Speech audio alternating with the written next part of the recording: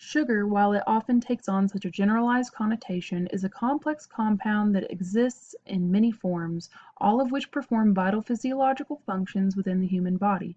However, this substance that is so vital to our health in its naturally occurring form has in recent decades become so prevalent in the processed foods that have taken over the modern diet that we have witnessed an epidemic in overconsumption and the resulting health consequences therein.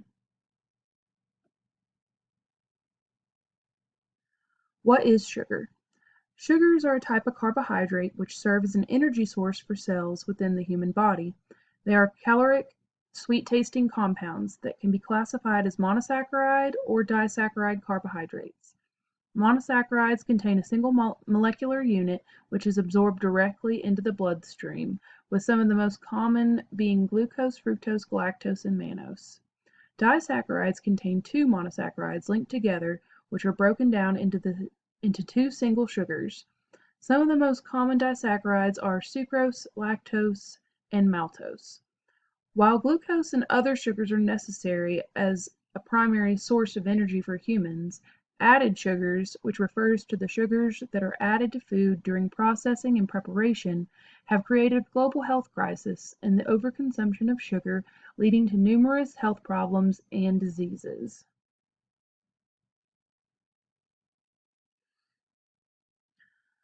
Sugar was first recorded as being cultivated in New Guinea in 8000 BC, where it was first consumed raw. It was later refined in India, with the first sugar mill being recorded in 100 AD. In 327 AD, Greek and Roman explorers learned about sugar while traveling in India and brought some back to be used for medicinal purposes. Around 1099 AD, Europeans that were conquering Jerusalem in the Crusades brought sugar back with them, leading to widespread demand across Europe. From 1402 to 1500, the Spanish colonized the Canary Islands and set up sugar plantations and mills, enslaving indigenous people to run them. Christopher Columbus later brought sugarcane to Hispaniola in 1493, sparking a long dark history in the enslavement of indigenous peoples and Africans for the cultivation of sugarcane in the New World. The rise in sugar plantations being established in the New World, along with the free labor of slavery, led to more availability and lower prices, sparking a surge in the popularity and demand for sugar. This led to a mass rise in sugar consumption that has steadily increased over the last few centuries. It was not until 1942 that the American Medical Association suggested the limitation of sugar consumption due to the possibility of adverse health effects. Where is sugar found? Sugar is an important pervasive substance that is required in its naturally occurring form to sustain life.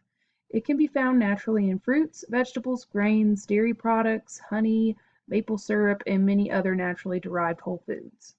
However, chemically refined sugar in its is estimated to be found in 75% of packaged foods. It is estimated the average American consumes 66 pounds of added sugar a year, which amounts to about 19.5 teaspoons a day. In contrast, it is estimated that in 1790 the average person consumed about 8 pounds of sugar a year. The American Heart Association recommends that women consume no more than 6 teaspoons and men consume no more than 9 teaspoons of added sugar a day. The difference between the actual and recommended doses of sugar is substantial, with the average American consuming 3 to 6 times the recommended amount.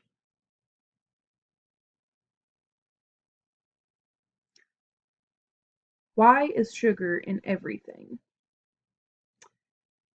While sugar is primarily added to food as a sweetening agent, it serves many other culinary functions.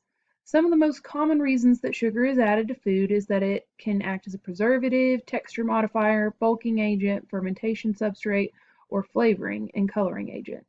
However, while sugar does not serve many functions as a food modifying agent, there are other reasons why its prevalence in everyday food products has increased in recent decades.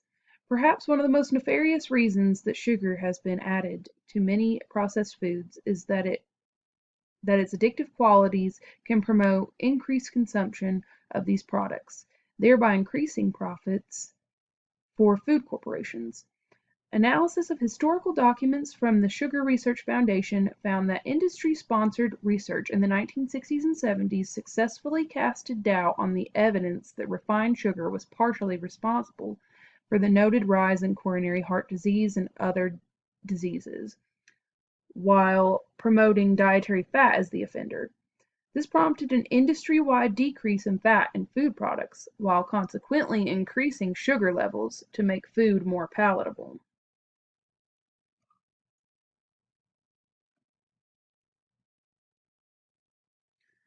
Effects of sugar on the body.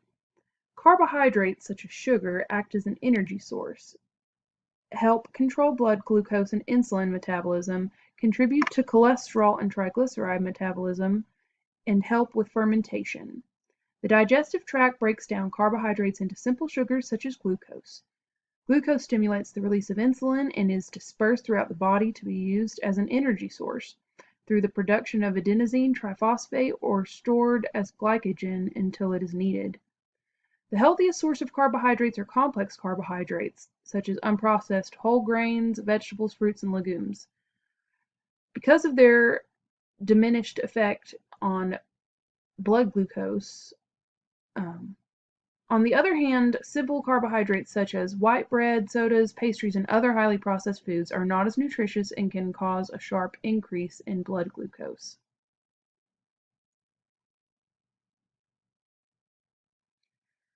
As sugar consumption has drastically increased in recent decades, so have the many associated diseases that are affected by it, many of which can be seen here. Overall, the drastic rise in many of these sugar-linked illnesses have increased in tandem with the mass increase in society's sugar consumption. While this does not provide irrefutable proof to a direct causative relationship, the evidence makes it difficult to deny a correlation.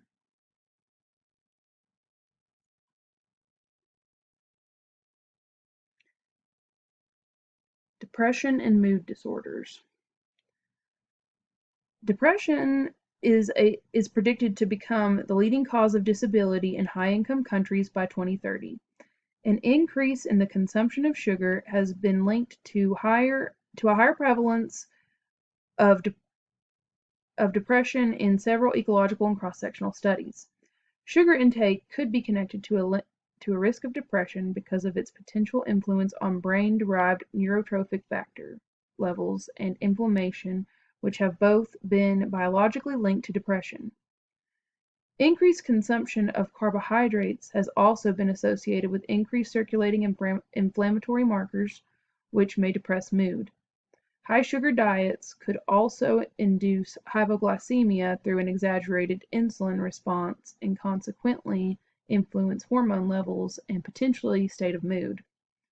Also, the addiction-like effects of sugar suggest that dopaminergic neurotransmission mechanisms might also connect frequent sugar consumption with depression. Obesity could also be a mediating factor, not only through inflammatory factors, but also psychosocial factors like weight discrimination. The desire to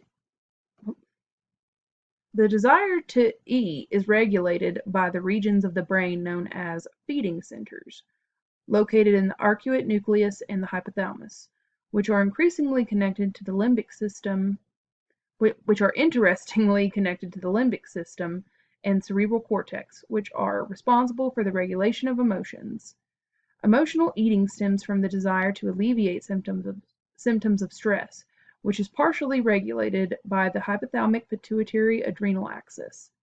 Interestingly, sugar consumption has been shown to reduce activity in the HPA axis by releasing hormones to reduce feelings of stress, thus increasing the desire for comfort foods and perpetuating emotional eating habits.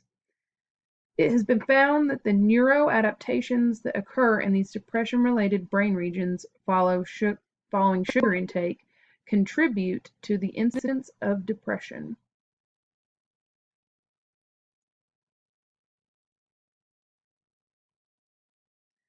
So, for my food diary, I made the decision to completely cut out sugary drinks, candy, and desserts from my diet. I also tried to decrease the number of processed foods that I ate, but this was extremely difficult because I have a very busy schedule, and that's usually what's most convenient when I'm on the run. So I was only minimally successful in that respect. Overall, though, I did pretty well at cutting out the sweets out of my diet and only gave in to temptation a few times. It was extremely difficult, though, and I experienced some unpleasant symptoms such as irritability, fatigue, and headaches. Perhaps the hardest thing for me, though, was the cravings. I usually eat and drink a lot of sugar, so the cravings were practically unbearable, which is why I couldn't help myself and gave in a few times. One thing that really helped with this, though, was snacking on nuts and berries between meals so that I didn't get too hungry. Overall, the whole experience was pretty tough, but I learned a lot and I'm glad I did it.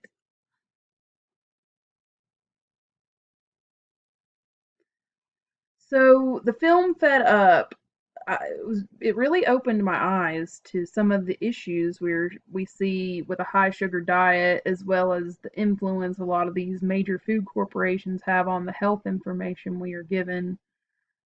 One thing that I never really considered before watching the film was just how much these food marketers target the young and make them consumers before they're old enough to understand the health consequences of what they're putting in their bodies. I also found it very upsetting how many of these major food corporations influence organizations that are supposed to be looking out for our health, like the fact that the American Academy of Family Physicians partnered with Coca Cola. Overall, I found the film to be very informative and inspiring, and it really motivated me to try to be more conscientious of just how much sugar I'm consuming and how it's affecting my health.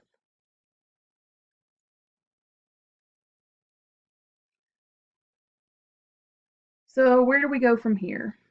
The undeniable rise in sugar related illnesses in recent decades has begged the moral question of whether society should continue its current path of overconsumption. Sugar's increased prevalence in commonly consumed processed foods has led to adverse health consequences that have permeated throughout global society. Many complex factors such as lack of awareness, convenience, the addictive qualities of sugar, and corporate greed on behalf of major food companies make this an extremely difficult issue to solve. However, something will need to change if we are to see a decrease in these debilitating diseases going forward.